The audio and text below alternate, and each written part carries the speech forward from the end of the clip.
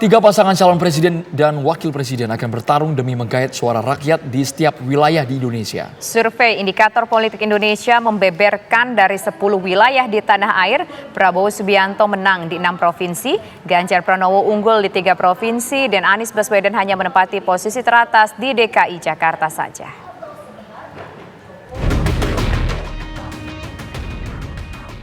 Ketiga pasangan calon presiden dan calon wakil presiden 2024 yang telah mendaftar ke Komisi Pemilihan Umum KPU diprediksi akan bertarung sengit berebut suara di sejumlah wilayah Indonesia. Ketiganya dianggap memiliki potensi dan ceruk suara tersendiri. Baik itu pasangan Anies Baswedan Muhaimin Iskandar, Ganjar Pranowo Mahfud MD, dan Prabowo Subianto Gibran Raka Buming Raka. Indikator Politik Indonesia merilis elektabilitas 3 pasangan calon presiden berdasarkan sebaran dukungan di 10 wilayah. Capres yang diusung Koalisi Indonesia Maju, Prabowo Subianto unggul di 6 provinsi, yakni Sumatera, Sumatera Utara, Sumatera Selatan, Lampung, Banten, Jawa Barat. Ganjar Pranowo menempati posisi teratas di 3 wilayah, yakni Daerah Istimewa Yogyakarta, Jawa Tengah, dan Jawa Timur. Sementara Anies Baswedan hanya menang di DKI Jakarta. Ini Pak Prabowo mengalami tren positif di Sumatera, Mas Ganjar trennya turun, Mas Anies juga demikian. Tapi tren penurunan Pak Ganjar selupnya lebih besar ya. Sejak beberapa bulan lalu Banten sudah diambil alih, awalnya Anies, sekarang udah penguasanya Prabowo Subianto. Sementara Mas Ganjar dibanding Juni ada tren kenaikan dari 14,9 jadi 25%. DKI Jakarta penguasanya masih Mas Anies tapi trennya stagnan. Sementara Pak Prabowo meskipun tertinggal di peringkat ketiga tapi trennya positif. Kemudian untuk wilayah Jawa Barat, ya Jawa Barat demikian. Pak Prabowo ada kenaikan dibanding bulan lalu ya. Tetapi kenaikannya hanya 3%. Mas Anies juga naik, Mas Ganjar turun. Jateng DIY ini gabungan 2 provinsi, hasilnya demikian. Mas Ganjar masih unggul jauh. Akankah Prabowo kokoh mempertahankan keunggulan di 6 wilayah tersebut? Mampukah Ganjar atau Anies merebut pemilih di basis wilayah berbeda? Tim TV One mengabarkan.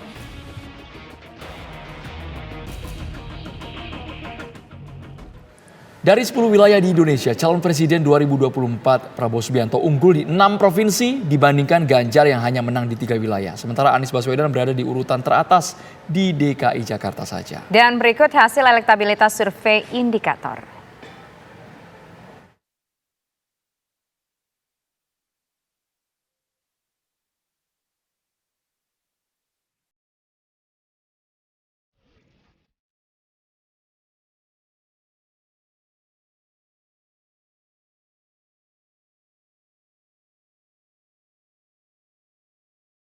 Kemudian untuk di Lampung yang unggul yakni Prabowo Subianto 45,9%. Ini ada 10 wilayah, tidak semuanya memang, tapi paling tidak keterwakilan pemilih. Baik itu di Banten yang unggul masih Prabowo Subianto 41,9%. Ini berdasarkan survei Indikator di DKI Jakarta. Di DKI Jakarta yang unggul pemirsa adalah Anies Baswedan sebesar 40,3%. Kemudian disusul dengan Ganjar Pranowo. Dari 10 wilayah, Prabowo unggul di 6 provinsi, Ganjar 3 provinsi, dan Anies hanya di DKI Jakarta. Ya, DKI Jakarta ini kalau tidak salah memiliki jumlah total sekitar 4% dari seluruh suara secara nasional, Andro ya. Kemudian kalau kita lihat pemirsa di Jawa Tengah dan juga daerah istimewa Yogyakarta yang unggul adalah Ganjar Pranowo sebesar 64%. Kalau kita lihat hanya Jawa Tengah saja masih tetap Ganjar yang unggul 63,2% karena memang disinyalir Jawa Tengah ini merupakan kandang banteng, yaitu kandangnya untuk suara paling besar di situ adalah simpatisan dari PDI Perjuangan. 3 wilayah berarti Ganjar ya. Jawa Tengah, DIY, dan juga yang tadi Jawa Timur. Jawa Timur, Jatim, Jateng, dan juga DIY. Yang unggul adalah Ganjar Pranowo. Memang suara di Jawa Tengah, di Jawa Barat, dan juga Jawa Timur ini sangat signifikan. Tapi yang Prabowo Subianto tadi di Jawa Barat kita lihat bersama, mungkin ada yang menyangka di Jawa Barat suaranya Anies, tapi ternyata hasil survei dari indikator yang unggul di Jawa Barat sementara ini adalah Prabowo Subianto. Ya, kemudian kalau di Sumatera Utara pemirsa, Prabowo Subianto unggul yaitu sebesar 37,2%.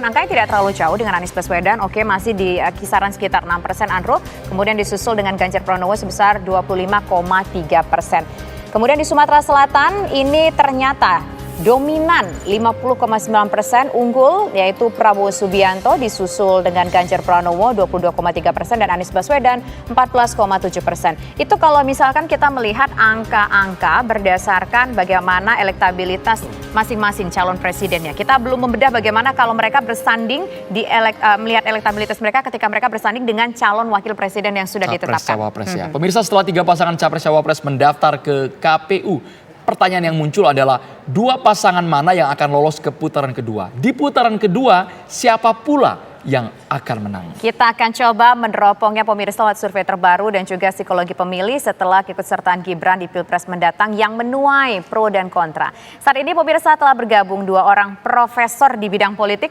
Ada Direktur Eksekutif Indikator Politik Indonesia yaitu ada Mas Burhanuddin Muhtadi dan juga ada pakar psikologi politik yaitu ada Pak Hamdi Muluk. Selamat sore Bapak-Bapak semua. Sore Tisa, Andro, Ya. Prof. Hamdi. Ya, Selamat sore, Andro. Oke, pertama saya ingin menuju ke Mas Burhanuddin Muhtadi terlebih dahulu. Kalau kita lihat survei terbaru Anda nih, pasangan Anies Mohaimin ini menangnya di DKI Jakarta. Apa kemudian faktor yang menyebabkan ia kalah di daerah-daerah lainnya? Ya, sebelum jawab pertanyaan Tisa, saya ingin memberikan informasi lebih detail terkait dengan jumlah sampel. Jadi sampel survei kami di awal Oktober yang dikutip oleh TV One, itu sampel totalnya 4.300 responden. Ada oversample di 12 provinsi, 10 diantaranya adalah populasi provinsi terbesar se-Indonesia, mulai dari Jawa Barat, kemudian Jawa Timur, Jawa Tengah, Sumatera Utara, Sulawesi Selatan, Sumsel, Lampung, Banten, DKI, dan seterusnya. Nah, penting saya sampaikan, sampel basis memang 1.200 responden, ini untuk analisis nasional, tetapi di beberapa provinsi yang kita oversample, itu masing-masing sampelnya itu sekitar 350 sampai 400 responden. Jadi kalau mau di breakdown berdasarkan 10 provinsi yang ditampilkan tadi oleh TV One, itu cukup. Margin of error-nya sekitar 4,9 sampai 5, sekian persen. Jadi cukup ya. Jadi bukan survei nasional saja, tetapi bisa di zoom in sampai pada tingkat provinsi yang tadi saya sebut. Nah, pertanyaan Tisa tadi, mengapa Anies baru unggul di DKI Jakarta? Pertama, DKI Jakarta adalah provinsi yang pernah dipimpin oleh Anies Baswedan. Jadi jawaban paling mudahnya karena memang Anies DKI Jakarta adalah kandang Anies. Tetapi seringkali ya publik mengasosiasikan Anies unggul di Jawa Barat atau di Banten atau di beberapa provinsi di Sumatera. Data menunjukkan, ini bukan hanya kali ini saja, Tisa, kami barusan rilis survei, baru saja selesai, lebih terbaru untuk mengukur efek putusan MK, ternyata sama polanya. Anies masih ketinggalan dengan Pak Prabowo di Jawa Barat dan di Banten. Dan Pak Prabowo masih struggling, terutama di wilayah Jawa Tengah. Jadi memang ada beberapa hal yang menurut saya tidak terlalu mengejutkan, tetapi pergerakan dan sekaligus pertempuran elektoral lagi-lagi masih di 10 provinsi dengan jumlah populasi terbesar yang tadi ditampilkan oleh TV One.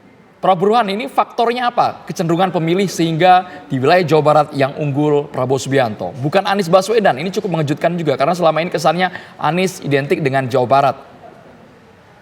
Jadi kalau kita lihat data tren yang tadi sempat ditampilkan oleh TV One, Anies pernah unggul di Jawa Barat dan di Banten. Tetapi keunggulannya itu terjadi akhir 2022 hingga awal 2023.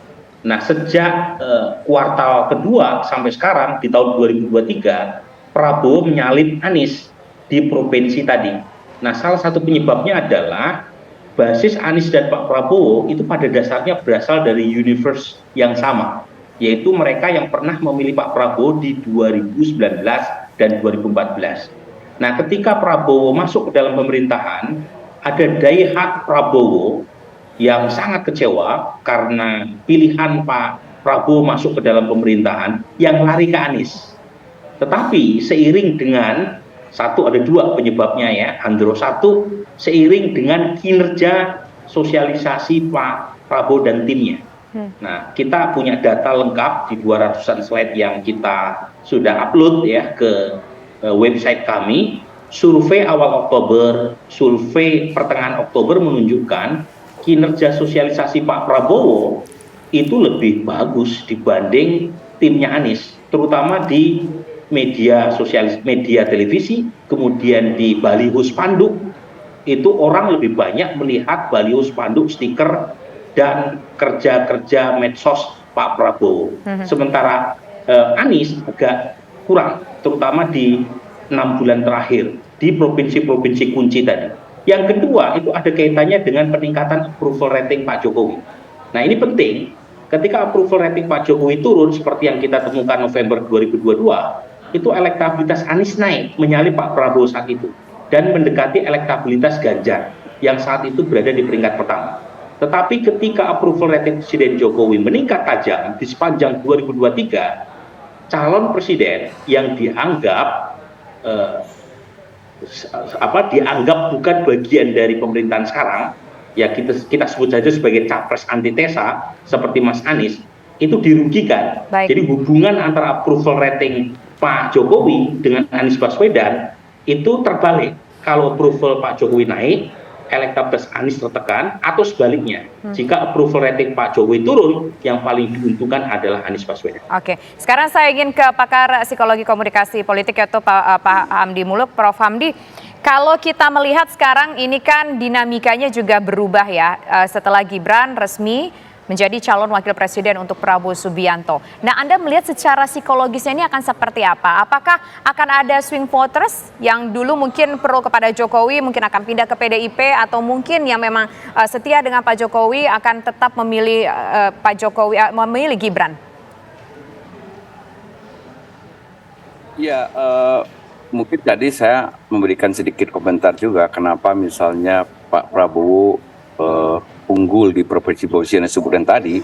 Nah, ini kurang lebih memang itu adalah basis atau modal suara Pak Prabowo yang 2019, 2014 juga itu Prabowo menang di situ. Nah, jadi sebenarnya tidak terlalu mengherankan. Dulu karena waktu itu kan pertarungan Prabowo dengan Jokowi. Jadi Prabowo juga cukup bagus suaranya di Jawa Barat. Nah, sekarang kan Jokowi tidak masuk dalam peta pertarungan. Nah, tentu modal dasar Pak Prabowo di beberapa provinsi itu balik lagi ke Pak Prabowo sekarang. Itu penjelasannya. Nah, basis-basis tradisional misalnya PDIP di Jawa Tengah, nah dari dulu tuh siapapun calon dari PDIP akan dipilih karena itu basis PDIP memang. Jawa Timur, nah dulu kan juga dimenangkan oleh Pak Jokowi, tapi nggak terlalu besar juga sebenarnya marginnya begitu. Nah, termasuk juga tadi nah betul kalau yang DKI saya setuju karena memang exposure Pak Anies itu lebih besar di Jakarta.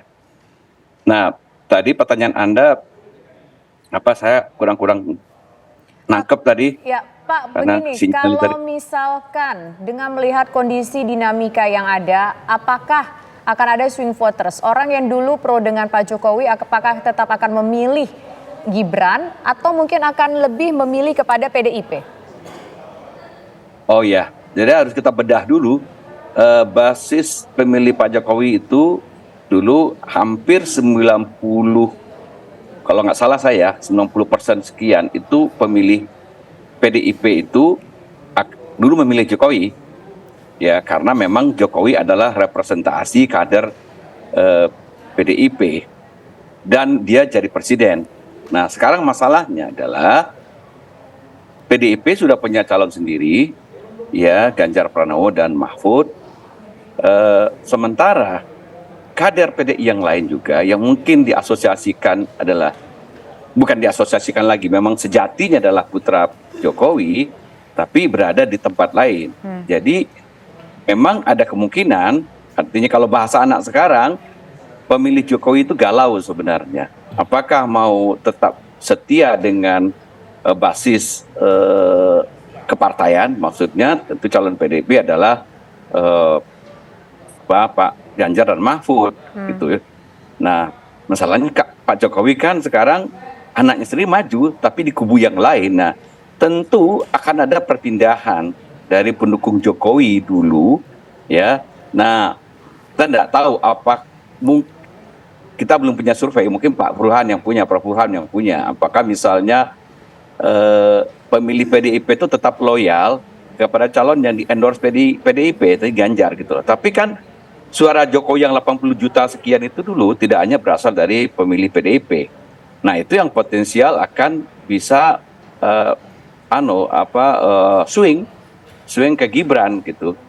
Nah, sekarang kalau kita lihat angkanya masih tipis-tipis, misalnya kalau kita total secara nasional, datanya indikator ini tadi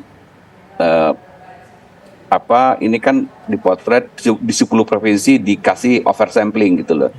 Nah, kalau mau mengukur nasionalnya lagi dengan 4.300 itu ada metodologi sendiri sih. Tapi kalau yang standar 1.200 tadi saya tidak tahu ya angka nasionalnya berapa. Kan masalahnya di kita ini jumlah penduduk juga beda-beda kan. Jadi ada yang mengatakan sebenarnya kalau mau menang dulu cukup di Jawa aja.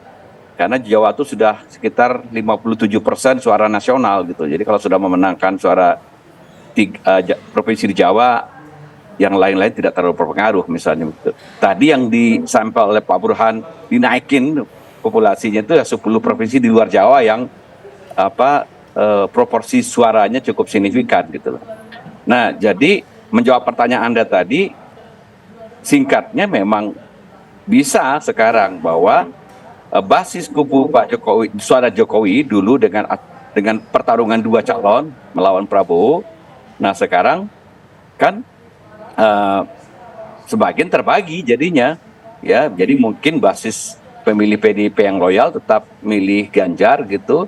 Tapi yang dulu memilih Pak Jokowi di luar di luar PDIP, nah mungkin tersebar. Nah, dugaan saya memang tersebarnya kali lebih banyak ke Prabowo Gibran karena ada faktor putra presiden di situ. Prof Hamdi, dari sisi psikologi politik meyakini bahwa suaranya terbelah ketika Gibran sudah bergabung bersama dengan Prabowo. Tapi tadi angka membuktikan bahwa Jawa Tengah masih dikuasai merah. Ternyata Ganjar masih unggul di Jawa Tengah. Sesaat lagi Prof Burhan, Prof Hamdi menanggapi hanya di Kabar Petang pemirsa.